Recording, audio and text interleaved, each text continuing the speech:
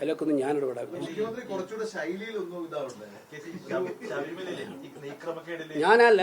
ഞാൻ മുഖ്യമന്ത്രിയുടെ ശൈലി പറയുന്നത് ആരാ? പഴയ മുഖ്യമന്ത്രിയല്ലേ. ഞാനിപ്പോൾ ഒരു കാലത്ത് PM-ശ്രീ ഉദാഹരണത്തിന് ഞാൻ കേട്ടു മുഖ്യമന്ത്രി ഇങ്ങനെ കോൺഗ്രസിനെ കടന്നാക്രമിക്കുന്നത്. കോൺഗ്രസ് ആരാണ് ഇത് ഡൈലൂട്ട് ചെയ്തത്? CPI മന്ത്രിമാരെ പോലും അറിയാതെ ഇവിടെ വന്ന് കരാറിൽ ഒപ്പിട്ടത് ആരാണ്? എന്നിട്ട് പറഞ്ഞതെന്താണ്? 2000 കോടി നഷ്ടപ്പെടുന്നു. ഞാനതിൻ്റെ കണക്കെടുത്തു കഴിഞ്ഞ ദിവസം. മധ്യപ്രദേശിൽ പോലും കിട്ടിയത് കഴിഞ്ഞ 5 കൊല്ലം കൂടി കൂട്ടിയത് എത്ര അറിയോ? 700 കോടിയുടെ അടുത്ത്. അല്ല, കേന്ദ്രം സ്വാഭാവികമായിട്ടും ചെയ്യണമല്ലോ. സ്റ്റേറ്റ് ഗവൺമെൻറ് ഒഫീഷ്യലായിട്ട് മെമ്മോറണ്ടം വരുമായിരിക്കും. പക്ഷേ ആ മെമ്മോറണ്ടത്തിനനുസരിച്ച് സ്റ്റേറ്റിലെ നമ്മൾ MP-മാരെല്ലാം ശക്തമായിട്ട് ആവശ്യപ്പെടുന്നുണ്ടത് കേന്ദ്ര സഹായം ഉണ്ടാകും. ഇപ്പോൾ 27 പേരോളം മരിച്ചു കഴിഞ്ഞു ഇന്നലത്തോടെ തന്നെ. അപ്പോൾ ഒരുപാട് ദുരന്തങ്ങൾ, സത്യത്തിൽ പ്രളയ സമാനമായൊരു അന്തരീക്ഷമാണ് ഉണ്ടായത്.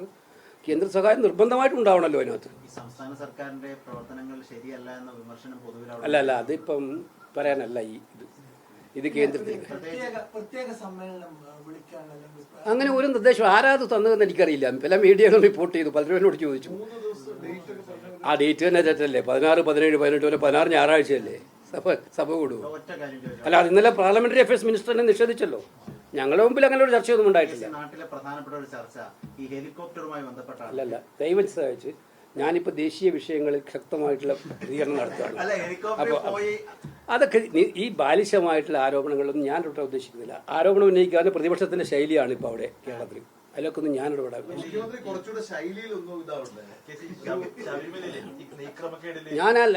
ഞാൻ മുഖ്യമന്ത്രിയുടെ ശൈലി പറയുന്നത് ആരാ?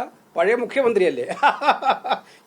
ഞാനിപ്പോൾ ഒരു കാലത്ത് PM-ശ്രീ ഉദാഹരണത്തിന് ഞാൻ കേട്ടു മുഖ്യമന്ത്രി ഇങ്ങനെ കോൺഗ്രസിനെ കടന്നാക്രമിക്കുന്നത്. കോൺഗ്രസ് ആരാണ് ഇത് ഡൈലൂട്ട് ചെയ്തത്?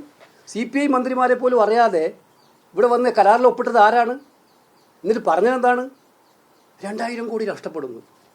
ഞാനതിൻ്റെ കണക്കെടുത്തു കഴിഞ്ഞ ദിവസം. മധ്യപ്രദേശിൽ പോലും കിട്ടിയത് കഴിഞ്ഞ 5 കൊല്ലം കൂടി കൂട്ടിയത് എത്ര അറിയോ? 700 കോടിയുടെ അടുത്ത്. കർണാടകം നമ്മൾ ഭരിക്കുന്ന സ്റ്റേറ്റാണ്. അവിടെ ചോദിച്ചപ്പോൾ 3 കൊല്ലം കൊണ്ട് കിട്ടിയത് 238 കോടി. ഇതിനെയാണ് പർവ്വതീകരിച്ച് ആയിരക്കണക്കിന് കോടി നഷ്ടം വരാൻ വേണ്ടി പോവാണ്. ഈ ഒരു കാര്യം മനസ്സിലാക്കിയോ? ഇവരുടെ വിദ്യാഭ്യാസ അജണ്ടകളെല്ലാം കാവ്യവൽക്കരിക്കാൻ വേണ്ടിയുള്ള അജണ്ടയാണ്. ആ കാവ്യവൽക്കരിക്കാനുള്ള അജണ്ടകളെ നിന്നുകൊടുക്കാൻ എന്തുകൊണ്ട് പിണറായിയും തയ്യാറായി? ഞങ്ങളെ സംബന്ധിച്ച് ഞങ്ങളുടെ വാസ്റ്റാൻ വളരെ ക്ലിയറാണ് ആ കാര്യത്തിൽ.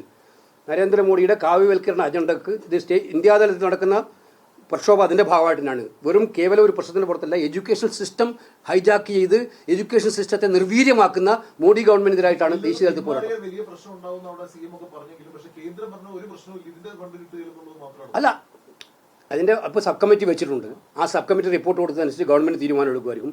കോൺഗ്രസിന് അക്കാര്യത്തിൽ വ്യക്തമായ നിലപാടുണ്ട്, UDF-നും ഉണ്ട് അക്കാര്യത്തിൽ. പക്ഷേ ഞാൻ പറഞ്ഞു വരുന്ന പോയിന്റ്, മുഖ്യമന്ത്രി പിണറായി വിജയൻ ഇതിനെ ആക്രമിക്കുന്നതിൻ്റെ തമാശയാണ് ഞാനിതിൻ്റെ പറഞ്ഞു വരുന്നത്. അദ്ദേഹമാണ് ഇതിൻ്റെ ഉപജ്ഞാതാവ് തന്നെ ഇപ്പോൾ വന്നിട്ട് ഞങ്ങളെ കുറ്റം പറയാൻ ഇറങ്ങിയിരിക്കുക.